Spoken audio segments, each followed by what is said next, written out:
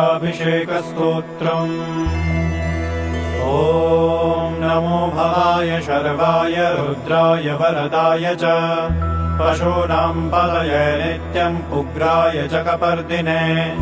महादेवाय भीमाय त्र्यम्बकाय शिवाय च ईशानाय मखघ्नाय नमस्ते मखघातिने कुमारगुरुवे नित्यम् नीलग्रीवाय वेधसे पिनाकिने हविष्याय सत्याय विभवे सदा विरोहिताय धूम्राय व्याधिने न पराजिते नित्यम् नीलशिखण्डाय शूलिने दिव्यचक्षुषे